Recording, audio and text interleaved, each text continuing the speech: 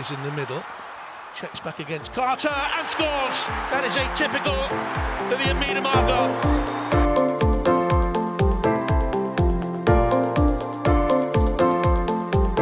Quickly gets it back again. Oh, what a goal! Well, that sums up her season.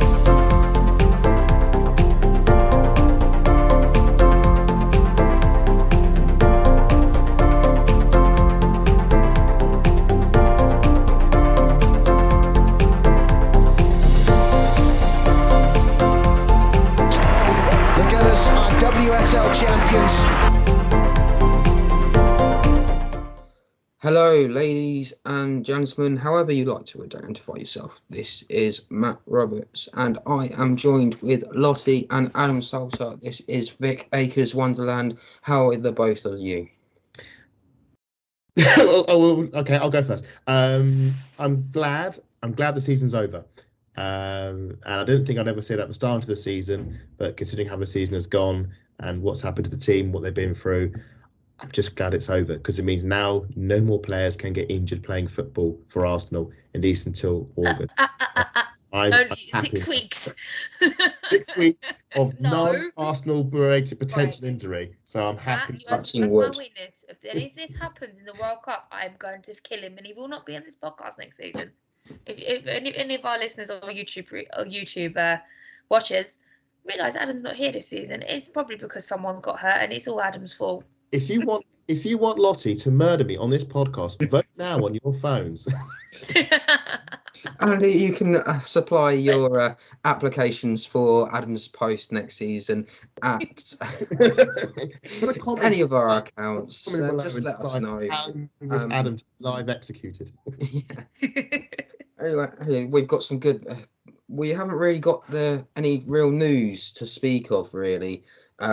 One thing I will just quickly mention is, unfortunately, Alessia Russo was being given a Player of the Season award at Man United, and some guy, bloke, whatever you want to call him, decided to turn around and say Alexia, and also turned around and said, "Oh, I don't think she can handle this because this award because it was too heavy." In quotes for those that are listening.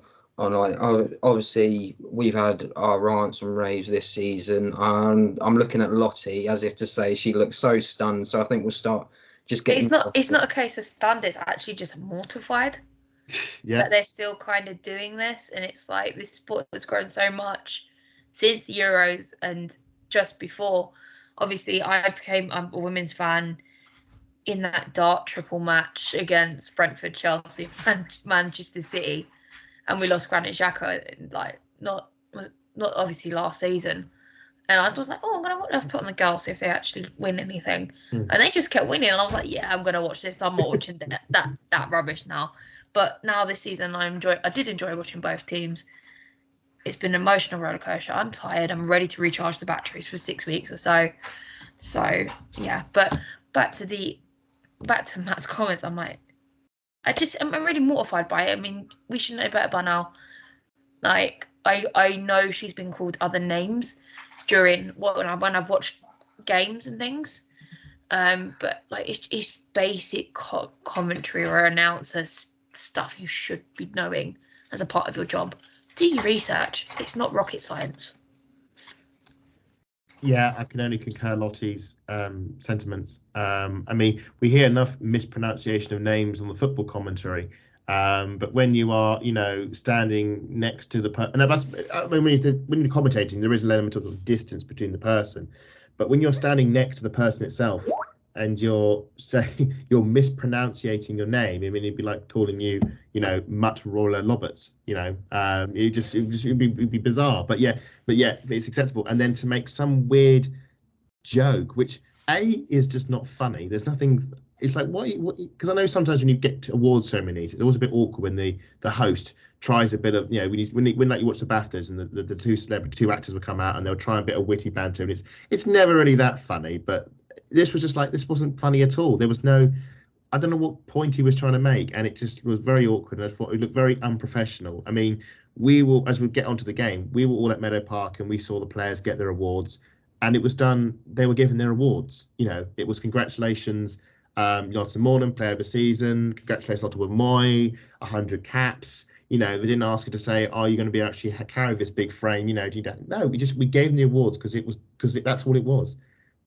They are the story. The people getting the award, not the person handing the award. The people who are the players, and they're the ones who should be seeking, not you making some crass, stupid comment. And I expected, okay, taking biases aside of what we think of certain teams, as a professional awards ceremony, I expected better, and I think it's rather shameful on Man United. And it was their player of the season, in a season where they won nothing. Let's just be frank. They got Champions League football, and Alessia Russo was a key player for that. And the way that she's treated at the end of it is that I think it's poor. I think it affects, and it's. I don't think it's the last we'll see of it either. I think it'll happen again on other award ceremonies, and we're just going to have the same conversation again. It does remind me of when Casey got a player of the match for Ireland, and Rusha decided, Little John decided to sort of come in, but comedically. Yeah. I got the words there out eventually. I'll just ask who was given those awards. It was almost like she'd had enough that she. I think at that time she was getting player of the match pretty much all the time at Arsenal.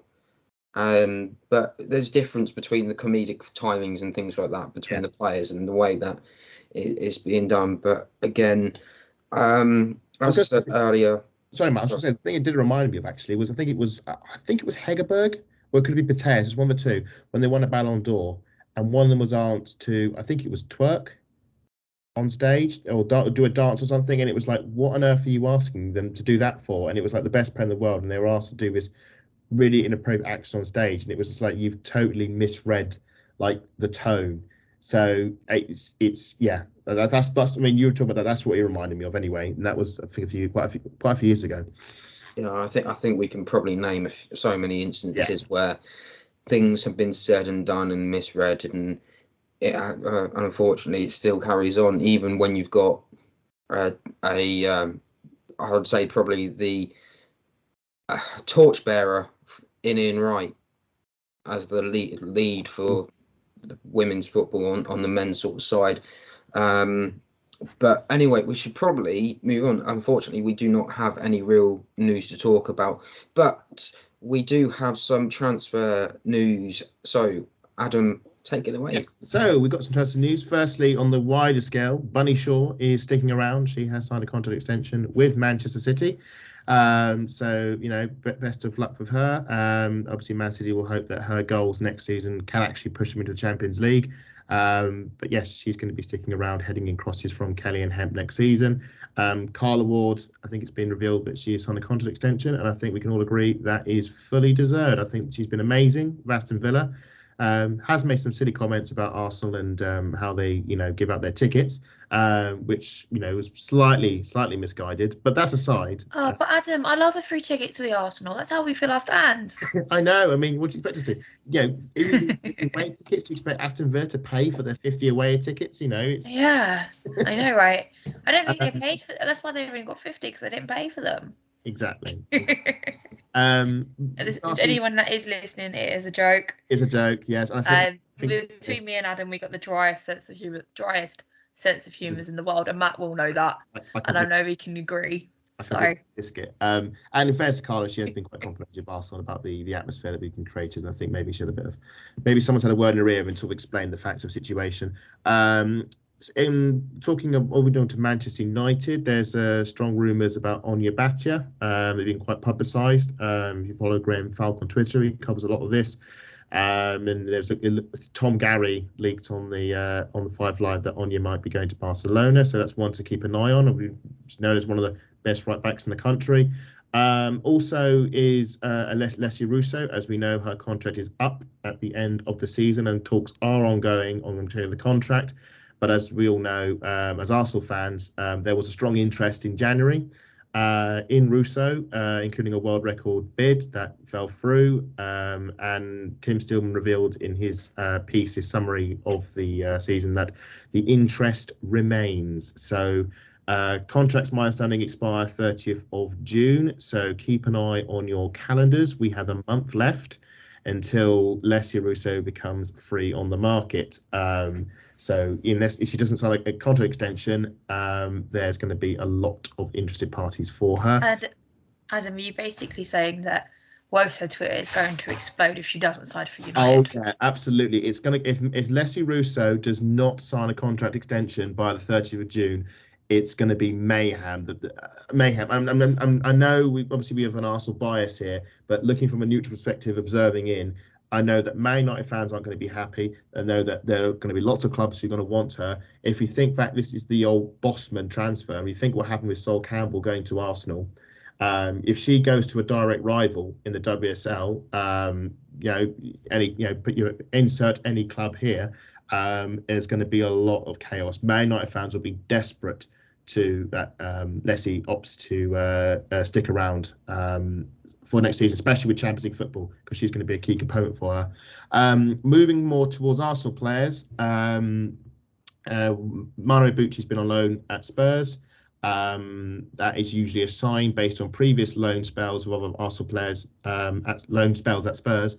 That usually means you're on the way out. And I think Emma Saunders on BBC has just confirmed that she's one of the players out of contract and is looking at options.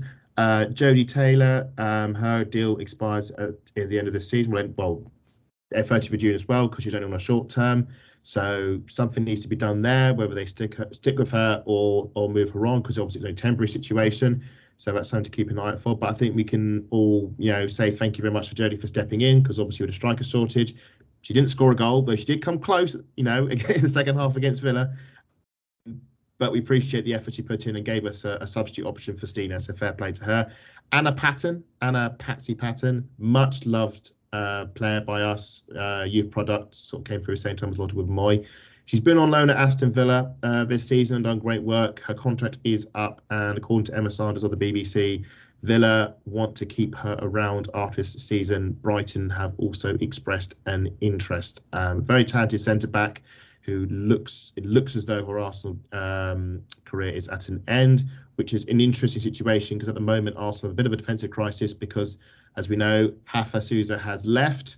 And I think we all want to say a massive thank you to Hafa Souza for her amazing service at Arsenal. She's been a brilliant defender, only 18 months, and about 6 of those were injured, sadly. But so many great moments, and she'll be sadly missed. With Hafa gone, Leia injured, Yen BT, his contract's up at the end of the season as well, so someone's got to be looked at there. Suddenly, you've got Lotte Wubben-Moy as the only centre-back in the team. So work is having to be done there. In terms of incomings, Chloe Lacasse, we all remember her from the winter window. She's a forward who plays for Benfica. The talks are that contact has been sustained with Chloe after the failed move in the winter.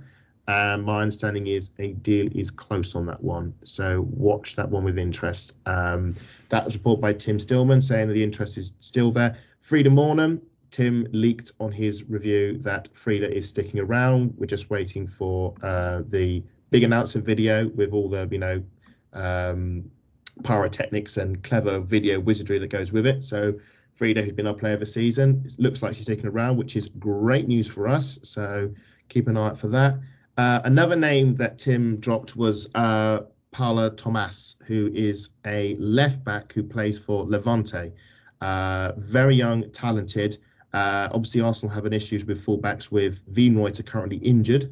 So this is a left back, but he also play on the right, a bit like Noel Maritz, who's versatile as well. So it gives Jonas a bit more tactical flexibility. So that's one they're looking at. The only issue is that she's under contract. So if Arsenal were to sign her, it will be with a fee rather than a simple acquisition.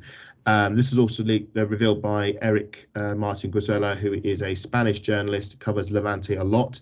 He also reports that Arsenal have an interest, but nothing concrete so far, just an interest in Tatiano Pinto, who also plays for Levante, who is a midfielder.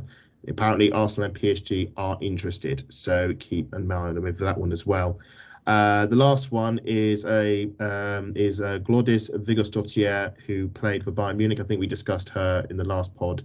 defender. At the moment, it's according to the rumours on the ever reliable Women's Transfer News Twitter account, which I'm sure we also all follow on Twitter. It is mere talks at the moment, but again, something to keep an eye out on for. Now we know that a big window is required with our injury issues, and Tim was sort of hinting. Tim Stillman at the live event at the Union Chapel, which you can watch on YouTube. We're talking about the Arsenal. A big window is needed, and he was quite confident some big names would be coming. Obviously, couldn't say more, but it looks like, you know. Adam, you're trying to get our hopes up here. Well, this is the thing, right? Like, Okay. my heart's just fluttered at that, and I'm like, okay, this is gonna. I hate transfer windows. I hate rumours. I hate the drama. So when you telling me something like that, I'm a little bit excited. Here's the thing, right? Can I be Josh Kroenke? It's time to get a little bit excited, though. Is it? It's nice. The tease is nice, but the thing is, and I'll try and give a couple of US one being randomly cut off by internet, like I always do. I would trust Arsenal to get any deal done, but we saw what happened in the winter, and we've seen what happened in previous windows. And online there were certain, so we say, animosities to the person in charge of managing the Arsenal, which is Claire Wheatley. Given everything named of Weetabix, or just referring her to Weetabix for those that don't know. Sorry, Adam, to interrupt. No, yeah, she's referred to as a very popular breakfast cereal. I'm more of a Maltese man myself. Yeah, we just got to hope that this window they get it right, because they've slipped up the last few windows and it's cost us badly, and we absolutely need this right now. So what is the rumor mill that the sports journalists are saying that is all promising. But we'll have to see if it translates into some actual signings. But I think there should be some. Let's just hope positively, shall we say? Let's think positively and think that they're actually going to do their job properly this time. And if they do, oh no, not when he's. Oh no. Oh no. Okay, guys. Since Adam has absolutely frozen again, time to get your bets in. How long until the next freeze? Let us know in your comments and your minutes. Such a shame, because he was on a really good roll as well. Yeah, he was. So hopefully we'll have that last bit of roundup news, or transfer news, I should say, when he gets his internet connection back. So we'll just go quickly then. How many players are you expecting to, if you had to pick a number, what with everything going on and the squad limits? I don't know. I know the back line needs a whole reconstruction. Don't really want Anna Patton to go, to be honest with you. I'd allow Jen to stay for another season. I know a lot of people will turn around and say, oh, Jen's not allowed to retire, sort of thing. Is he back? He's back. Hey, I did say the cut-up was coming. I did call it about 5 minutes happened. I knew all our listeners are now currently getting in their bets. Me and Matt were just deciding how many more minutes we're going to take. All I was going to say is, if we just trust in this in our team and hope that be positive, the window will be good. So I'm a bit annoyed they cut off the last 5 seconds, because I had almost finished my monologue. But now back to you. Well, we're just saying about how many players do we think we're going to be needed? The squad size we know is too small. So I think we'll look at what was it they said on the men's side as a comparison. I think I was saying something that you need about 17 or 18. You want ideally to have an equivalent replacement for each position in a perfect world, but obviously that's not necessarily feasible. So the alternative is to have flexible players who can play multiple positions. So hence the idea that Noel Marriott can play left and right back, Leo Willington can move into midfield. See if you can move players, and that's one of the great things about the season is Jonas knows he can play players in different positions and still keep the team ticking over. I think it's going to be my instinctual number is 17, and I think this is why we need to shift out players like Mana, who weren't playing. Why we shifted out Jordan Nobbs, because she didn't line up with Jonas's the way he wanted to play. So if we get a full team of players who can all play and all play the Jonas way, I think that's what the aim's going to be in this window. So my number is 17. I think maybe 2 goalkeepers. We've got 2 good goalkeepers. Maybe We'll have to keep a third because of the rules and regulations require us to have 3 goalkeepers. Marquise, won't it? That'll be Marquise. So 3 goalkeepers, but you're only going to use 2.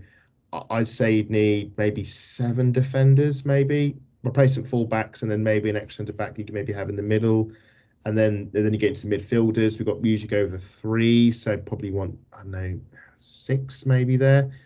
For, to rotate round. We really need a Leah Volti replacement. We've seen what happens when we get into the game. When the moment Leah Volti was out of the team, we just had absolutely no structure at all. So we need a plug and play replacement for her. And then in the forward line, again, you probably need doubles over there as well. So maybe 17, 20 players, something like that. 21. You need a lot, but you also need to be in the competition to rotate, because you can't just do what Man United do and just play the same team and leave all the good players on the bench, because then that's just no good. To be honest with you, Skinner doesn't know how to rotate. That's the difference. Yeah, neither does He doesn't even know how to celebrate a last-minute winner in a derby. It's always somebody else's fault. Let's be serious. Would you rather the manager be cool, or would you rather him go on his knees with a guttural roar to the heavens at full time? Oh, guttural roar, 100%. Why do you think Millie Bright mocked it in the last season celebrations? Rent-free. It's rent-free. First of all, it's rent-free, and it's obviously rattled her that he's done that. Do you know what I mean? Rattled. Just interesting as well. So I was looking at other players that we were linked to in the past. Jessica Silva, there was rumours going around about that. Doesn't seem like that. Nothing is going on about that. Gunnar Drottir from, I nearly said Netherlands then, I don't know why. From the Icelandic international from Juventus, as well as Pedersen, who also is from Juventus. Nothing seems to be coming out of that. Fran Stenson has got, her contract is expiring. She was on loan at Sheffield United. Dom Stella, the goalkeeper for the Netherlands, that's probably what I meant as well. She's got a contract ending. She was trying to sound out Man City. I think we've got a lot of good, decent players out there on a free contract. It will be a case of where they go. And I think it will be quite very interesting to see. I don't know if you mentioned the Ellie Roebuck, Mary Earps or Hannah Hampton in that situation, but literally, potentially all 3 of England's goalkeepers could be on the move over the summer. The market's about to get flooded, and the chaos, as you will, begins on the 30th of June. And they're going to be. That's really interesting, actually, because the men's opens on the 10th. It's something like I'm pretty sure it's the win. It might be a bit earlier than that. Let me just check I've got it written down somewhere. Just 2 seconds. I thought 26th of June. 26th of June. Sorry, it's a bit earlier. I think the contract's the 30th of June, but the window opens probably 26th, so a bit earlier. That's interesting. So we just got to shop about and basically pick wisely. Yeah, to see what's in the returns basket and see if we get lucky. So when wasn't there a contract signed by Sam Kerr or something? Yes. Yes. Okay. Well, there's no point stating the joke because we've already played it, or before the camera. But yes, all football fans were sent into a tailspin when it was revealed that Sam Kerr has signed for Bayern Munich. Until, of course, it was revealed that it was the Scottish Sam Kerr, the better one, who plays in midfield. So yes, that was Bayern Bundesliga winning Bayern have added Sam Kerr to their ranks, which as I said on Twitter, and everybody's always saying, I hope that Chelsea and Bayern Munich can be drawn together at some point in the Champions League. That just has to happen at some point, just for the jokes that will happen from it and the memes that have already been created. So yes, that is definitely for non-footballing reasons. That's something to look out for. I did find it a bit odd on this one as well, because a lot of people were turning around and saying online as well that she looks very similar to Georgia Stanway. Yeah, I saw that, and I can sort of half see it from it. Personally, for me, obviously my eyesight's not what it should be. I could sort of see it's I think it's for me. I think it was the roundness of the face and the fact it was. But yeah, well, it'll be interesting to see what happens. If it's one thing to be confused with Sam Kerr, it's another to be confused with Georgia Stanway. So we'll see what happens. You know what? We actually haven't mentioned the other Australian that actually has made a big move, or is rumoured to have a big move. Oh, is this Haley Rasso, perchance? Yes. Yes, it is. Hayley Raso. It was revealed on the her last game against Everton. Shout out to Everton. Thank you very much for scoring 2 goals against Man City. It made our match day experience a lot less stressful. But it was revealed that Raso is looking to leave Man City this season. And obviously there are plenty of rumours where she might be going. Matt, have you heard anything on the grapevine where she might be going? Hayley Raso. It's believe it or not, where Caroline Weir is currently at, and where she decided to go and decided to knock out Man City. So, Real Madrid. Yes. So Raso did a bit of Boys, would you, if you had the opportunity, would you take her at Arsenal? Yes or no? No explanations, just yes or no. No. At this moment, yeah, I would say no. It's just because Unanimous then. Well, yeah, purely because of the options we currently have when they fit. I mean, you've got likes of Meads, you've got likes of Palova, you've got the likes of McCabe, Ford. We know, if it had been maybe last season, possibly. I've been doing some looking into this, and by the looks of things, he was a player, played Everton and Man City, very talented, played over in the NWSL, had a massive back injury that set her back quite a while. But she never resettled at Man City. She sort of came in while Chloe Kelly had her ACL, but she never really sort of anchored down a major sort of first team spot. And then when Kelly came back, she became an impact sub. The only thing you may remember her doing is scoring the equaliser in the FA Cup final in the 89th minute against Chelsea, taking extra time. And it's actually a very good goal when you watch it back. But yeah, she never really sort of got a fair crack of the whip, because once Hemp and Kelly were the first choices with Shaw in the middle, Gareth Taylor's not going to rotate and bring her in. You may have remembered her coming on as a sub in that cold night at Meadow Park in the Conti Cup semi-final with 90 minutes on the clock. Just gave her no time at all to have any influence on the game. And she basically said she was there for 2 years. And in a contract, she said, yeah, okay, I'm going to move on to pastures new. And obviously we wish her the best of luck. And hopefully she can play for a club that will actually play her. Just quickly before we wind up, one of the journalists, Helen Hardy, yes, who's also a founder of We Are Foodies, Foodies, however you say it. I do apologise if I do have that wrong, but she's just said over on Man City, she's calling it now. If Villa and Liverpool or other women's teams are piling in more effort and cash into building a huge women's structure, that will soon overtake Man City. They'll overtake them, and potentially we'll see Man City playing in the Championship soon. Is the gist of it, because of their City of Man City's. That's really interesting. But Bunny Shaw, Hemp, and Chloe Kelly are just going to do a Beth England and drag them through. I'll be honest with you. You can just see it happening. Beth England's single-handedly carried Tottenham for the second half of the season. And that's how they've managed to stay up. But this is the thing, it's almost failed though, because Man City, that'll be right. If Man City's goal was to simply stay up every season, then absolutely. But that Man City's goal is to be in the Champions League. And Jonas made a comment which Gareth took quite personally, even though it's absolutely right, when he was talking about Bunny Shaw and what a threat she is and how many goals she scored. And he was like, yeah, we haven't got players who score as many as Bunny Shaw, but you know what? More of our players have scored goals. When you rely on the strength of an individual, it actually holds you back. You want a better balance and spread of goals amongst the team, unless of course your name's Erling Haaland. Or your name's Sam Kerr. You know, Sam Kerr. But no, they've got Guro Reiten as well, who for me. Yeah, she's been absolutely superb this season. And that's the thing. It has. Dare I say it?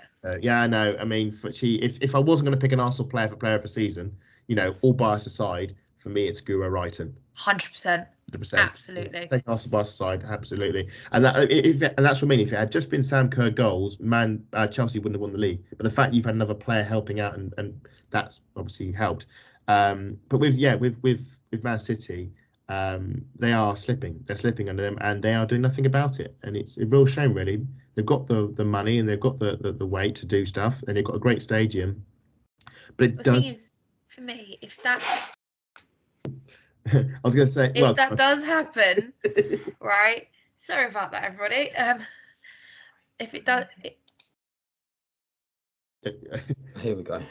Right. sorry, guys. The thing is, if this does happen, it could be a sort of wake up call to the oil trophy buying clubs, so to speak. Like, it could heat up the competition. Villa are going to be a threat next season. Don't try and tell me otherwise. I think they're looking good. They buy again, right? We better watch our backs. I mean, as we saw, I don't mean to be funny. They beat us. But you've got also to remember, we were on our knees. We crawled across that finish line on Sunday on our knees and elbows. We are talking about it. Sorry, Adam. We will talk about the Villa game. Yeah, no. All I was going to say was very funny the fact that Man City, with all their money and all their signings and all this world-class talent that they've got, and they couldn't finish above a team that had a team that didn't have like an ACL between them. Half of them could walk. We've got defenders in midfield and midfields in the goal and goal. All players in the wrong position, just fielding any odd 11 players just to field out a side just to get over the line. And Man City still couldn't beat us to Champions League qualification. I mean, even if they did, they wouldn't get out of the group stages anyway. I don't mean to laugh. Man City are a very good team, but unfortunately, it's just facts. Yeah, it's just facts, and that's how it is. Yeah, it is. Sorry, but you were saying that. Yeah, we'll go on to the Villa game now. Unfortunately, I've only got 2 notes, and both of them are the goals. So I think it might be best. There wasn't anything notable even from where we were standing. Well, there's only one. But I could think of 2 things, and unfortunately, happened at the other end of the pitch. And one was that McCabe almost scored a goal, but the defender took it off her toes. And Stina got crumpled and ended up having to go off injured at half time and was seen with an arm in a sling the next day at the Arsenal men's game. Apart from that, it was just the goals. And the first one was just goalkeeping error. Sabrina's been so strong in the air, but she dropped this one. And Lottie's favourite player in the WSL has equalled Vivian Miedemar's record, goal scoring record, to 22 goals a season. Actually, as we're in, I have to say she's my 3rd favourite. I'm really sorry. I have to correct you. I've got 2 Arsenal players ahead of her. I'm sorry. Who's priorities? That? Who's Frida Leonardson-Mornham and obviously Mido. Mido's top spot. Mido's my girl. Love her. But I don't know if this has come up. I don't know if you saw there was a tweet that came out about this, and I can't remember if any of you were ones sharing it. Who is the only team this season that Rachel Daly hasn't scored against? Oh, I just missed out on that. It's not Everton. No, it is Everton. Or is it West Ham? Oh, you're making me question it now. I'm going to go for Everton. I think it's Everton because I've watched most of Villa's games this season. It's got to be. I thought it was Everton as well. I don't know why I'm thinking West. He's right for our audio listeners. Adam's currently sitting on the screen like the cat's got the cream. Can you please tell us the answer? Because I'm just like. Oh, I'll put Matt out of his misery. Mystified. It is Everton. Thank you. I did look earlier. Yes, it was Everton. But I think that is. Matt, never doubt yourself. Yes, you're usually right. Fair play. No, that's usually you. Let's get that right. Yeah. But I mean, Rachel Daly, she's had an incredible season. I think we can all agree. She is the highest scoring fullback in the country. And she's a striker. Sorry, that was every time you get me to bite that, it irritates the hell out of me. Unless she's playing for England, she's a striker. Leave her alone. What's even better is that in the stand it's Karma, and Karma doesn't exist because this is proof of it. Before the corner, everyone is singing "Daly is a fullback," and you can stick your golden crown somewhere. I thought I heard that, and I was sitting there nice and quietly, like you're powering her. I know. To score a goal, and what did you do? And we were telling her to stick her golden boot somewhere else, and then she promptly stabbed the ball over the line, and he goes. You're right. Yeah. So, I did hear that side of the North Bank, and I was thought, you're just winding her up. You're doing an Aaron Ramsdale. Yeah. You can't rubbish at her. Then you fire her up, and what does she do? Yep. So it's with Mido obviously out for the World Cup, and let's just be frank, she probably is going to be. Obviously, squad announcement tomorrow, but I think we can always be there.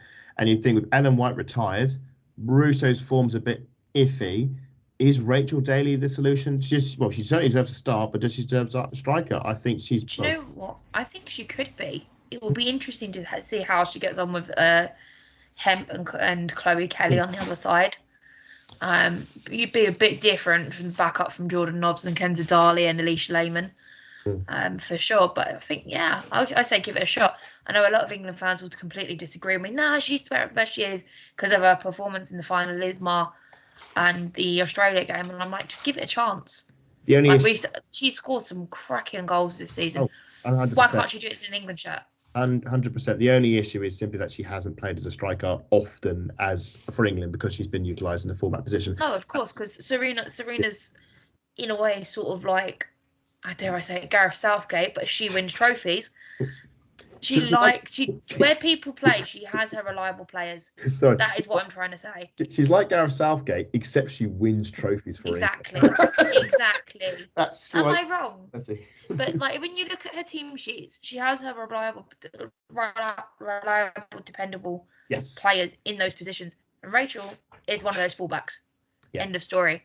I'm still trying to fathom why Esme Morgan was put in as a centre back. Yeah, the mind just boggles. I don't know how Serena's mind works, Well, but we can't question. I hope Esme Morgan hasn't blown it for England. Her chance to play. So I think she might be on that plane tomorrow. I don't know. We'll see. I hope so. I mean, we shouldn't really question the wisdom of someone who brought it home last summer. So yeah, I know. Oh no, of course, but it's just all hail. You've got to ask questions when you've lost. Like we needed that loss. Yes, we did. We need a wake up call where we can improve, etc. But it just makes you wonder what made her think that, and it's just more curiosity than anything. Like whereas as England fans, we challenge Southgate because we can't fathom why Harry Maguire's in the team every bloody international break. Or why Mason Mount's playing out wide when he can't even play. Well, we scrutinise him like that, and I think that's the only thing I could just ask a question to Serena. I'd ask, why did you put her there? Genuinely curious. Yeah. But it's not a scrutiny, if you know what I mean. It's just like curiosity more than anything. Anyway, we should get back quickly to the Villa game. So for me, it was a foul on Sabrina. Sabrina's actually gone to catch the ball. I couldn't see who exactly was in the middle between Sabrina and Jen, but the Villa players, as Sabrina's gone to catch it, they pushed onto her and she's dropped the ball. Usually that's given as a foul. The ball falls down. I believe it was Kirsty Hansen who went for the shot. It was then blocked on the line, and then the ball just fell to Rachel Daly, and she just boots it into the back of the net. I know we've had these concentration talks about referees, things like that. I think this one is debatable, but for me, it is a foul. I don't know what you guys are going to say about that. I thought nothing of it really. I thought nothing of it. I thought it was she's come to gain the ball and she simply dropped it. That's what I saw. And often with these situations, goalkeepers get too much protection from the referees. You can just touch their arm and they'll hit the deck and sometimes get a free kick. And she's jumped for the ball, she's gone for it, she's dropped it, and you have to take it as it is. I mean, I don't think the referees had the strongest game, but I don't think that's the reason we lost the game. And to be fair, Matt did offer scream at her. I said, "Do you want my glasses? I don't need them." I do that at every game because but you were pulling your hair out worse than you were at the Champions League. Put it that way, against Wolfsburg, and that was scary enough. I could hear you about 5 or 7 seats down in our row. So yeah. You saying Matt gets passionate at football matches? Yeah. You've seen me on top of my game. Wait till you see Matt and the referee arguments. To be fair, I did kind of join in. We were saying, "Where's your cards? Where's your cards?" and all that sort of thing. And then I'm pretty sure I heard the referees a W. Yeah, there was. And we joined in with that. So I think the Man United fans that were standing with us and around us were particularly enjoying it. Like, every time that they scream at her, she does something. Like, hello, there's like 4,000 people in this ground, and majority of them are Arsenal fans. Of course, they're going to make themselves heard. That's actually, firstly, you made a good point there, Lottie. That was the first time this season we actually breached the 4,000 mark on attendances, which was absolutely incredible. Unfortunately, it marks the second time we've hit 4,000 attendances at Meadow Park, and both times we've lost. The other time was a 4-1 defeat at home to Chelsea. Yeah, but technically they weren't all Arsenal fans. I saw West Ham fans, I saw Chelsea fans, and I had the Man United fans around me, which was really irritating, to be honest with you. And I'll be honest with you, the Man United fans that came down, all they wanted was the shirts. And I was saying, oh, girls don't give away shirts. No, we don't. They just don't. Unless it's end of season, which they did do. They don't do it otherwise. I've never seen them do it. No. But the, I mean, you're going to go on the rest of the game, Matt? You're going to... I was just going to quickly cover the next goal, but go on, Adam, quickly go over your point. Next goal, so go for it. The next goal. So basically, Alicia Lehman is able to just tap in the ball. She gets a nutmeg on both Hafa and Brina, and it just felt a bit clumsy, if I'm honest, from what I saw of it. I didn't really get to see it back, but on replay, it just seemed very clumsy. It just seemed very much like as we've said earlier, that we were on our legs, and it was almost like we just sort of just crawling towards the end of the finish line. It's like a sports day, and it's just like you've done every single thing possible, and you're just sort of crawling on your legs just to get to finish it. You don't care what position you finish now. You just want to finish, and unfortunately, Villa were really up for this one. So everyone's thoughts on the Alicia Lehman goal. It was I think it was right at the start. This is an annoying thing, because the first goal was like right at the end of the first half, and this was like right at the start of the second half. It was just like a 3-minute period, even sort of half time, where the team just dropped the ball. And of course, considering how quick the second goal came in, at this point I'm worried, because Manchester City, it was 0-0, because this is the thing I'm saying, is we were 3 points ahead of Man City. And we knew that if we won or draw, we're fine. And if we lose, it's fine if we lose, providing we don't lose 12-0 or we lose 6-0 and Man City roll up a cricket score and suddenly it's the most embarrassing thing ever. So when we discover we go 2-0 down early in the second half to Aston Villa, and you're looking at Man City and you're seeing the scoreboard, it was 0 at half time, suddenly going 1-0, 2-0, 3-0. I know mathematically we're okay, but it didn't feel like we were, and you just felt like that somehow it was going to go awfully wrong. And I just say Villa had chances. I think Sabrina made some good saves. There was a lot of time wasting, which I was all for. Villa were time wasting, and I thought, you waste as much time as possible, because I'd rather you be time wasting than scoring more goals. Because no, exactly. I think this is the perfect thing to mention now. The Oscar goes to Alicia Lehman in that match, I have to say. This the one where this was one of Matt's mad moments where he started screaming, and the Oscar goes to Alicia Lehman. And I looked at him and I just burst out laughing. I couldn't help myself. Laughing at that one as well. Was this the one where she was injured off the pitch, and so Hampton came on and pushed her on, dragged her on? Yeah, I know, and I was like, yes, please do that. Parents were going absolutely berserk. It's like, you dirty cheating. Yeah, but it was, we know that Aston Villa goalkeepers are known for their time wasting. But the good thing is with these games, obviously it was annoying that it was a defeat at home, and it ends Jonas Eidevall's unbeaten run at home in the WSL with Arsenal.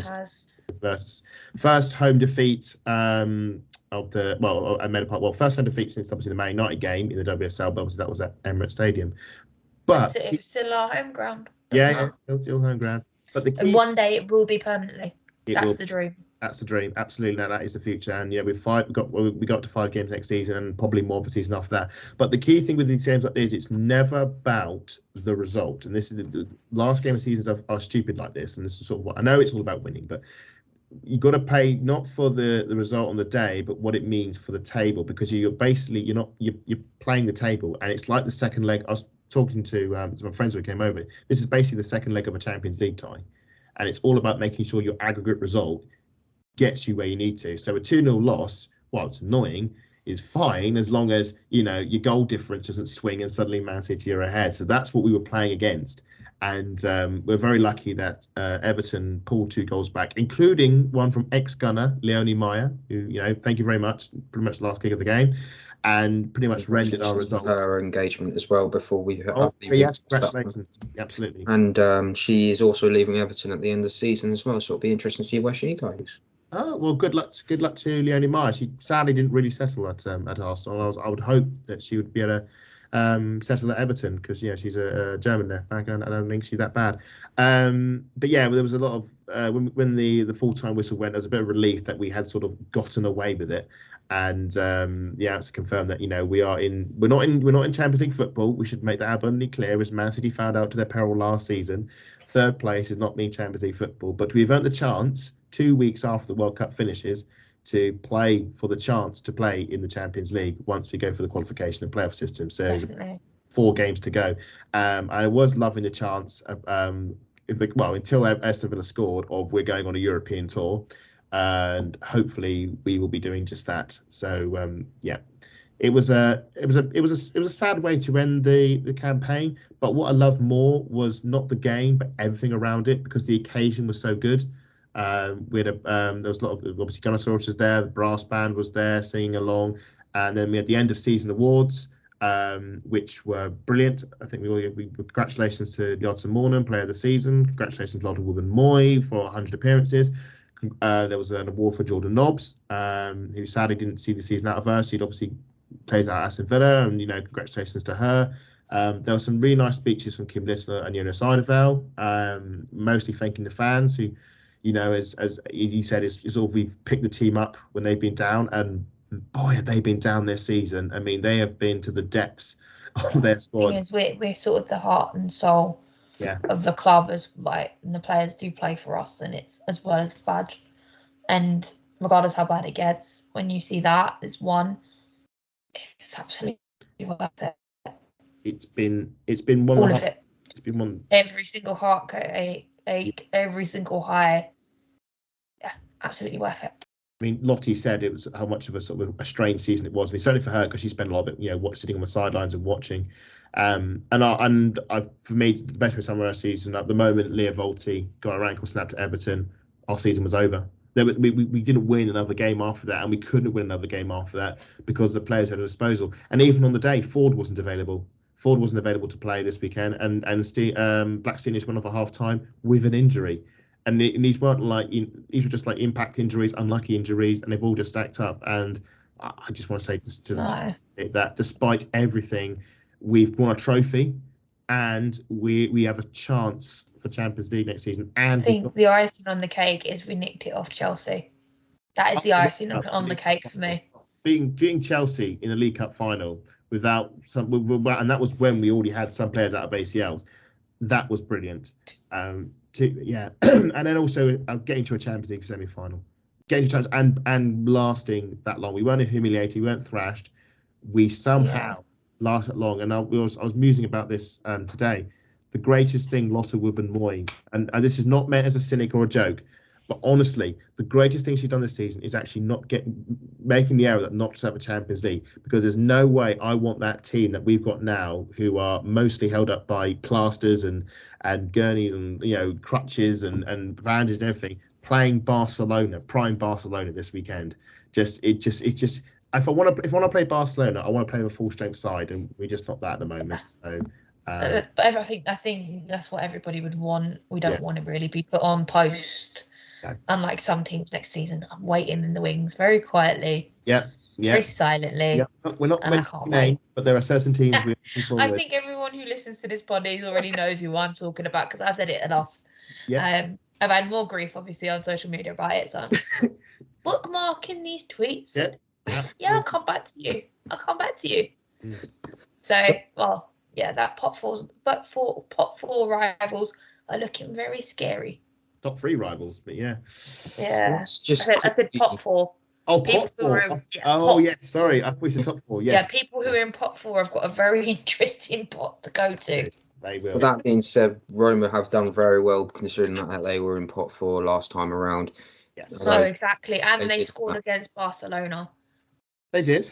Some great moments for Roma this season as well. But we are an Arsenal podcast, so I'll just quickly go over the Champions League stuff as quickly as possible.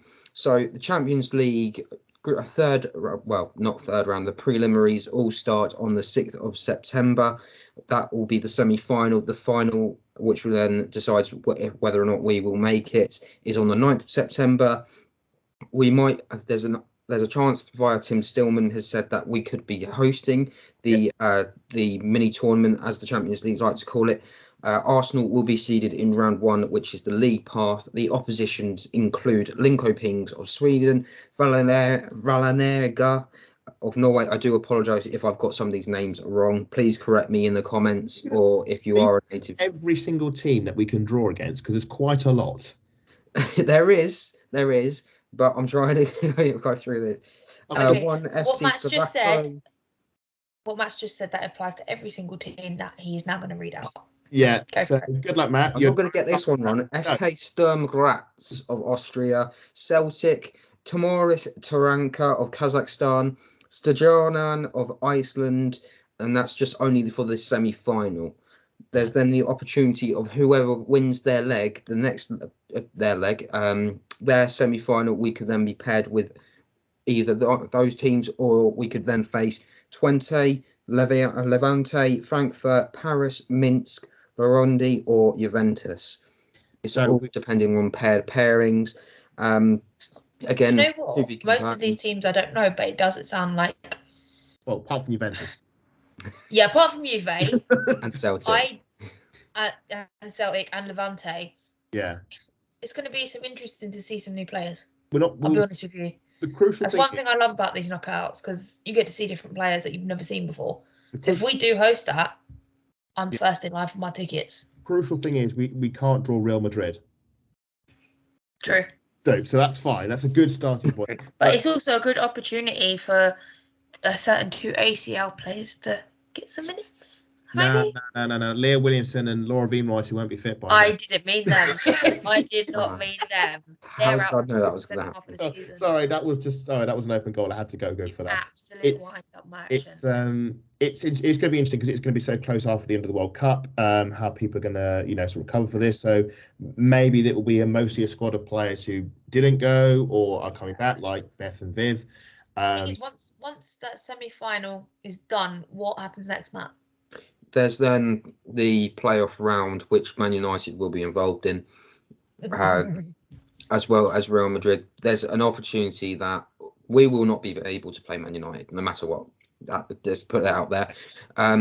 But that last round is almost like the winners take on whoever's left. So there's a chance Juventus might end up getting Real Madrid, Juventus might end up getting Man United, or they could get Arsenal in that round 1 and we knock them out. I'm sure Jonas and Joe would be really appreciative if that was at Meadow Park. But you never know. They might decide, you know what, it is Juventus, or it might be Celtic. Let's try and get as many people down to the Emirates for the mini tournament and get people going. But you never know what could happen. I just want to call it on that one, Matt. So just on the round 2 pairings, this is the playoff, because it's quite tasty as far as I can see. So the teams at the moment that are in the round, you have the Champions path and the league path. That's two. So in the round 2 group as a whole, you have Rosengard, Slavia Praha, Paris Saint-Germain, Wolfsburg, Real Madrid, Man United, BK Häcken, and Sparta Prague. You also potentially have Chelsea. If Wolfsburg win the Champions League, Chelsea will drop into the playoffs. They will not get an automatic qualification berth. Ooh. If Barcelona win the Champions League, Chelsea will take the 4th automatic group stage spot. So that's something interesting. Now, I don't know how the pairings work between the Champions and League paths. So is it a case that if Arsenal were to get through round 1, do they play League path teams or Champions path teams? Who would they? Because I'm just looking at the group. If it's League path versus League path, as we're suggesting, Arsenal could be drawn against PSG, Wolfsburg, Real Madrid, Sparta Prague, or BK Häcken. Yeah, that's who we could play against. Yeah, but if Chelsea do drop, I imagine that Chelsea will go into the Champions path. Yeah, they would be. So Chelsea would be Rosengard or Slavia, or there'll be another team somewhere. I'm not sure how this will be decided. And it might be the fact that United maybe dropped into the other path as well. I don't know exactly if that would happen. Yeah. I tried to research this as much as possible, but unfortunately, this hasn't really happened before. Where the fact that we've usually had the champions go straight into the group stages, so it is very much on a. It's a new territory. What's clear is we've done this before, and we did the mini tournament, and then the playoff, we got Slavia Praha, which was like a gift of a draw. It was like the diamond ring in the lucky bag of a draw. It was the one. It's like, we got great. Meanwhile, Man City got Real Madrid. Ha ha ha. Last season we got Ajax, and I went to both legs, and that was a tough game. That was a really tough game because Ajax were good enough to be in the Champions group stage. Not saying they're good enough to progress, but they were good enough to be in the group stage. And at Meadow Park, they gave us one of the toughest games at Meadow Park, and that early in the season. And away at Amsterdam, I mean, we won 1-0, and that was a battle of a performance. It really was. And Jonas was very quick to come over with the rest of the team and applaud us in our rainy cage in the corner and say, thank you, you got us through that one, because that was tough. And that's obviously that was when I think it was Hafa picked up her injury that ruled her out for the first half of the season, and Beth had that concussion knock where she couldn't get concussion sub on. So these playoffs are usually that was the game we almost lost Leah Volti as well, wasn't it? Yeah, might have been as well. Yeah, I thought so. Unfortunately, Victoria went in for a challenge. Do you know what I'd like to see? I'd like to see us play them again. Yeah. I'd like to see Vic come up against her old team. She's different this night. As the season's gone on, she's a different player. Absolutely. But what I mean is this round 2 playoff is as strong as a group stage higher rank sort of game, or potentially even a quarter final. It's ridiculously weighted the wrong way. So even though we're celebrating getting Champions League, qualification, it's not like the men's when it's a dead cert. It's gonna be a really rough September, and there's every chance that we could still fall short and just accept that it's part of the competition. If we do get through, it's brilliant. Which does mean we miss out and go straight into the quarterfinals of the Conti Cup. If we miss out on the Champions League, we go straight into the cup draw for the Conti Cup.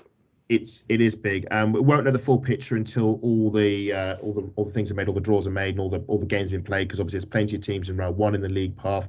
I can't remember precisely how it maps up. I'll have to do some research of my own, but it will be a tough game whoever we get. So but that's all to look forward to next season. We got the summer to enjoy before then.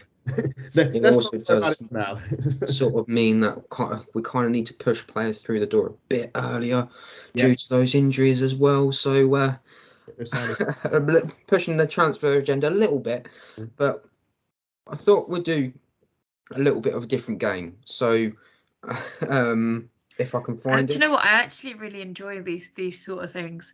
It's something different. Yeah.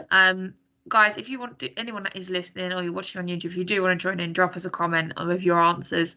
Either me, Matt, or Adam will come back to you on our accounts. We do really want to hear your thoughts too. As much as you all love listening to our dulcet tones, if you're here every week, we want to hear from you. Obviously, hit the like button and get those comments in. Go on, Matt. So just quickly, I want you to pick a 5-a-side team using only these nations. So you've got the US, England, Brazil, France, and Germany. Right, can I get a pen and paper? And then Yes, you can. Give me 1 second. While you're dealing with the pen and paper, I will just quickly go over a quick stat as the point swings. Aston Villa are up 16 points. Manchester United were up 14 points. Everton were up 10 points. Leicester were up 3 points. Chelsea were up 2 points. Man City ended up with the same amount of points as they did last season. West Ham were worse off with 6. Arsenal were worse off with 8. Brighton were worse off with 10. Tottenham were worse off with 14, and Reading were worse off with 14. Oh, just as you mentioned West Ham, we should also announce that Paul Konchesky has left his position as West Ham manager. And I do apologise because I'm afraid I only know her as Emma Mitchell because I keep forgetting her current surname. McCandy, I think it is. Reading after they were relegated at the end of the season. And should just shout out, obviously, Reading, I think it's about 7 years have been at WSL, been a great service to the league. Sadly, their time came, and I do fear that we may not see them back soon, because obviously their men's team is relegated to League One. If any team are looking for a manager, I think Kelly Chambers would be a good pick, because she has done outstanding work at Reading. Despite the setbacks, and I think she probably deserves a bigger team with a bigger budget. Back to your game. So you're saying how many countries was it? 5 countries, so you've got 5 sides. So you've got to pick one player from each country. 1 player from each country. Okay, all right. So Brazil, England, USA. USA, France, and Germany. France, Germany. Okay, I reckon I could do. Just to make it easier, I'll let you have either past or present. Yeah, Just to make it easier. And then I'll go. Who's the? I'll go. No, I'll go. See, I will do this as well. So I will just. And then I'll go. Because I'm sure you guys are all wondering what's going to happen. So. There. Right. Okay. Oh God. Sorry. Got it.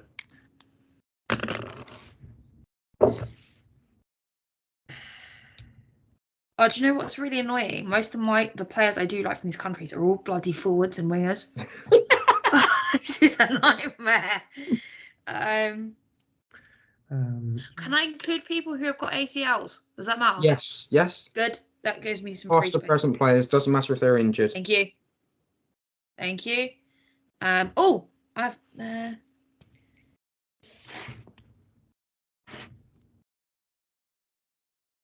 right, that's Germany, Brazil, England, France. Right, I need one more person. Adam, you done?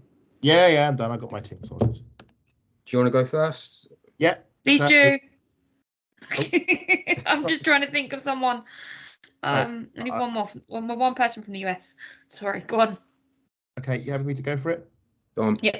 I just want to I'm just going to double check quickly one name. I'm pretty sure I spelled the name correctly. I know I got the right. No, I got the wrong name. That's why I thought I didn't have that right. Hang on. Where was it? It wasn't the name I thought it was. That's the one I wanted, not that one. I'd picked somebody from a completely different country with a completely different name, which I'd mistaken for somebody else, which would have been very embarrassing. Should I go first then, Adam, if you've got that? Got it sorted, right. So Okay. in goal, I'm going for Perraud McGinn from France, ex-Arsenal keeper. I'm going for back 2. I'm going Rafaeli from Brazil and Leo Williamson from England. And then I'm going in midfield. I'm going for Lindsay Horan from the USA. And then in the strike, I'm going Alexandra Popp from Germany. Ooh, I did have Pop down, but I crossed her out. Interesting. I've got someone I like that's better than Pop. Because at the moment, when you see Pop at the minute, all I see is Jen Beattie running through her.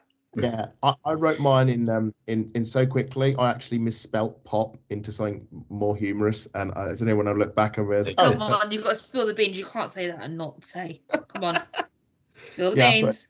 I put an extra row in there by accident.